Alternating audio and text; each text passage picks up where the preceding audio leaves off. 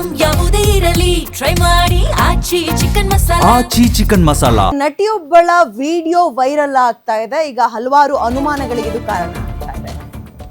ಖ್ಯಾತ reality show ಸ್ಪರ್ಧೆ ಮತ್ತು ಸೀರಿಯಲ್ ನಟಿಯ ವಿಡಿಯೋ ವೈರಲ್ ಆಗ್ತಾ ಇದೆ. ಸೀರಿಯಲ್ ನಟಿ ಕವಿತಾ ಗೌಡ ಖಾಸಗಿ ವಿಡಿಯೋವನ್ನ ಕಿರಾತಕನೊಬ್ಬ ಮಾಡಿದ್ದಾನೆ. ಬಾತ್ರೂಮ್ ವಿಡಿಯೋವನ್ನ ಮಾಡಿ ನಟಿಯ ಸ್ನೇಹಿತೆಗೆ ಕಳಿಸಿದ್ದಾನೆ. ನಟಿಯ ಸ್ನೇಹಿತೆಗೆ ಕಳುಹಿಸಿ ಬ್ಲ್ಯಾಕ್ ಮೇಲ್ ಮಾಡಿದ್ದಾನೆ ಕಿಡಿಗೇಡಿಯೊಬ್ಬ.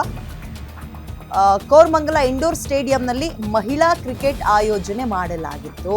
ಈ ಕ್ರಿಕೆಟ್ ಆಯೋಜನೆಯಲ್ಲಿ ನಟಿ ಕವಿತಾ ಗೌಡ ಕೂಡ ಭಾಗಿಯಾಗಿದ್ರು. ಓಕೆ, ಈ ವೇಳೆ ವಾಶ್ರೂಮ್ಗೆ ಹೋಗಿದ್ದ ವೇಳೆ ಅಪರಿಚಿತ ವಿಡಿಯೋ ರೆಕಾರ್ಡ್ ಮಾಡಿದ್ದಾನೆ. ಯಾರೋ ಸೈಕೋ ಅಂತ ಕಾಣುತ್ತೆ.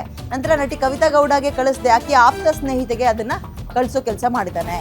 ನೋಡಿ, ಅಲ್ಲಿ ಇನ್ಸ್ಟಾ ಅಕೌಂಟ್ನಿಂದ ಕಳಿಸಿದ್ದಾನೆ. ಅವನ ಇನ್ಸ್ಟಾ ಅಕೌಂಟ್ನ ಐಡಿನ ಕೂಡ ನೋಡ್ತಾ ಇದ್ರಿ. ವಿಡಿಯೋ ರಿಲೀಸ್ ಮಾಡಬಾರ್ದು ಅಂದರೆ ಹಣ ಕೊಡಬೇಕು ಅಂತ ಬೆದರಿಕೆ ಹಾಕಿದ್ದಾನಂತೆ. ವಿಡಿಯೋ ಕಾಲ್ ಮಾಡಿ 3-4 ಬಾರಿ ಕಿಡಿಗೇಡಿಯಿಂದ ಬ್ಲ್ಯಾಕ್ ಮೇಲ್ ಕೂಡ ಆಗಿದೆ. ಓಕೆ, ಸದ್ಯ ಆತ ಕಳಿಸಿರುವ ಫೋಟೋ ವಿಡಿಯೋಗಳೊಂದಿಗೆ ಕವಿತಾ ಗೌಡ ಈಗ ದೂರನ ಕೂಡ ದಾಖಲು ಮಾಡಿದ್ದಾರೆ. FIR ದಾಖಲಿಸಿ ಕಿಡಿಗೇಡಿಗಾಗಿ ಸೈಬರ್ ಕ್ರೈಮ್ ಪೊಲೀಸರು ಹುಡುಕಾಟವನ್ನು ಆರಂಭ ಮಾಡಿದ್ದಾರೆ. ಹುಡುಕ್ತಾರೆ, ಬಿಡಲ್ಲ ಇಂಥ ವಿಚಾರಗಳನ್ನ. ಒಂದು, ಹೊರಗಡೆ ಹೋದಂತಹ ಸಂದರ್ಭದಲ್ಲಿ ರೆಸ್ಟ್ ರೂಮ್ಗಳನ್ನ ವಾಶ್ರೂಮ್ಗಳನ್ನ ಬಳಸೋದು ಇನ್ನು ಮುಂದಕ್ಕೆ ಎಷ್ಟರ ಮಟ್ಟಿಗೆ ಸೇಫ್ ಕಾಡುವಂತಹ ಪ್ರಶ್ನೆ. ಒಂದು ಕ್ರಿಕೆಟ್ ಅನ್ನ ಅಥವಾ ಒಂದು ಇವೆಂಟ್ ನ ಆರ್ಗನೈಸ್ ಮಾಡಿದ್ದಾರೆ ಅಂದಾಗ ಅಲ್ಲಿ ಭದ್ರತೆಯನ್ನ ಯಾರು ನೋಡ್ಕೊಳ್ತಾ ಇದ್ರು, ಅದರ ಲೋಪದೋಷ ಆಗುತ್ತೆ. ಕೋರಮಂಗಲ ಇಂಡೋರ್ ಸ್ಟೇಡಿಯಂನಲ್ಲಿ ಮಹಿಳಾ ಕ್ರಿಕೆಟ್ ಆಯೋಜನೆ ಮಾಡಿದ್ರು. ಆ ಸಂದರ್ಭದಲ್ಲಿ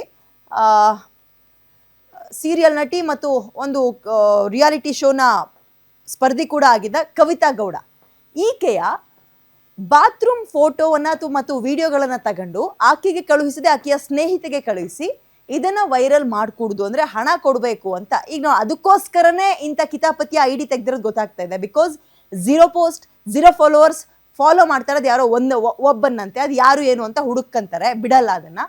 ಸೊ ಈಗ swan.3704722 ಈ ಅಕೌಂಟ್ ಯಾರ್ದು, ಆಮೇಲೆ ಅಲ್ಲಿರುವಂಥವ್ರೇ ಆಗಿರ್ತಾರೆ.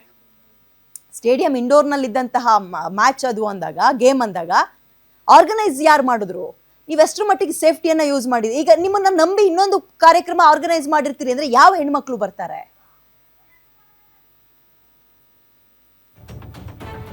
ಇದು ಹೆಣ್ಣು ಮಕ್ಕಳ ಖಾಸಗಿತನಕ್ಕೆ ಧಕ್ಕೆಯಾಗುವ ಮತ್ತು ಭಯ ಪಡಿಸುವ ವಿಡಿಯೋ. ಇವೆಲ್ಲವೂ ಕೂಡ ವಿಡಿಯೋನಕ್ಕಿಂತ ಪ್ರಸಂಗಗಳು